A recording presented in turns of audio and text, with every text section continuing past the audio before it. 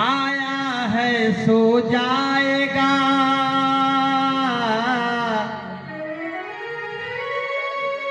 राजा रंग के फकीर। कोई विमान चढ़े चले कोई बंध जात जंजीर। यही से कहल गइल बा कि रात गवाई सोई के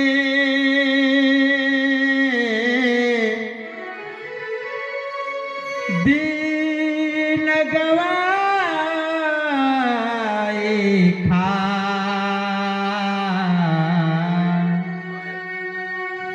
और हीरा जन्म अनमोल है कौड़ी बदली जा।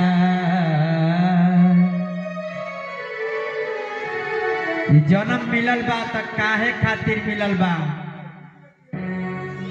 जन्म मिलल बा अपन पहचान करे खातिर। हम के है, कहाँ से आयल बनी, कहवा जाए के बा, कम से कम ही जान लो। यही के जनाई इस समय के सतगुरु जनावेला। आई भजन के भाव कि लाख चौरसिया में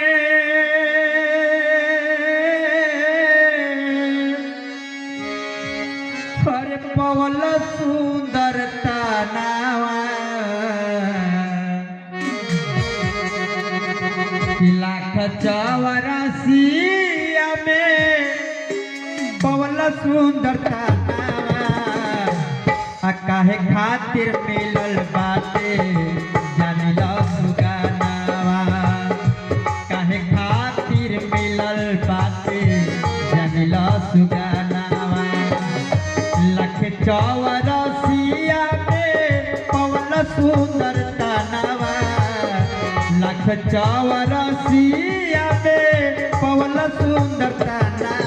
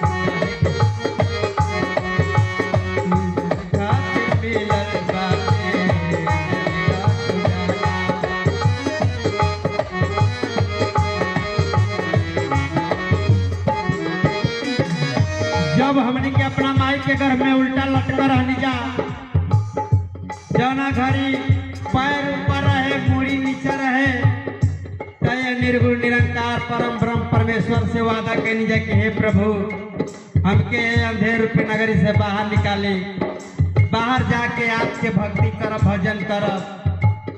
लेकिन यहाँ आके माया में भुला गई जी। कैसे?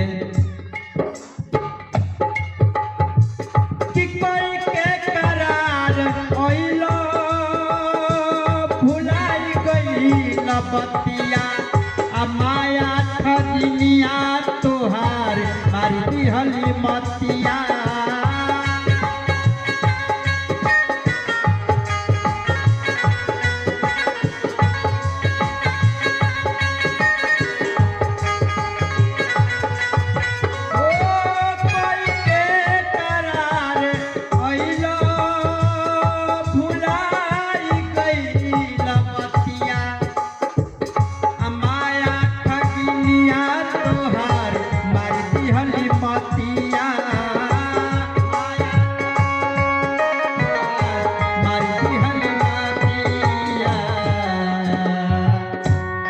बहुत से चेत करा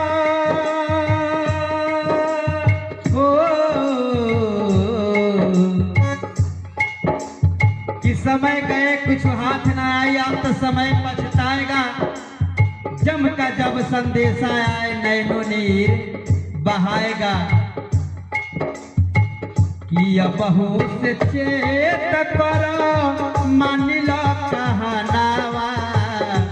अब बहुत से चेत करो मान लो कहनावा। काहे खातिर मिलल बाटे जान लो सुगानावा। काहे खातिर मिलल बाटे जान लो सुगानावा।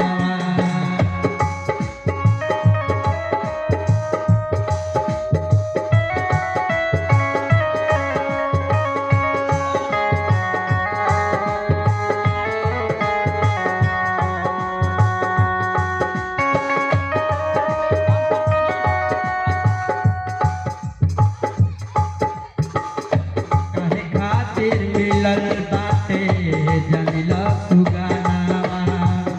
काहे खातिर मिलल बाटे जनिला सुगानावा। कि सत्य गुरु चरनिया में जब चली अइबा त आवा गमन से मुक्त हो जइबा।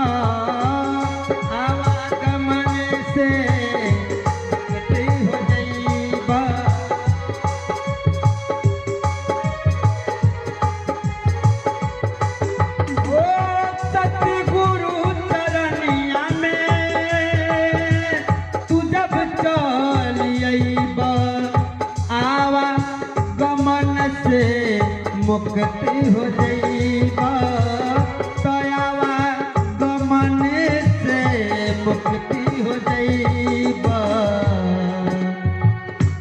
अंग संग नारायण के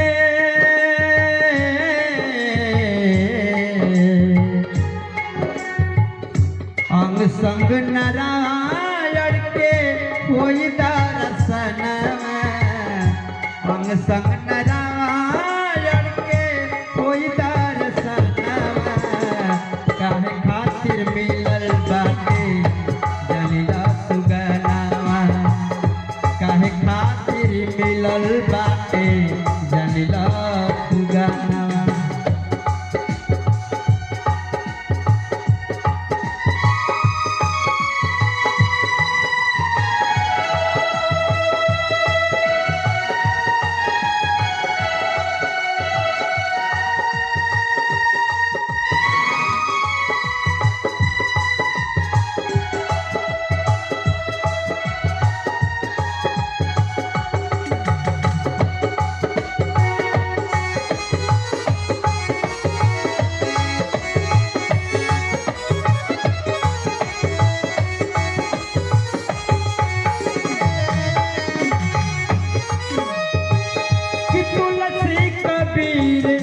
मीरा जी गैले समझाई।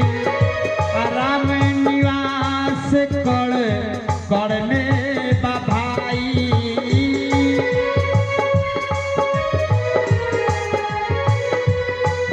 तुलसी मीरा कबीर ये समझा के गइलो।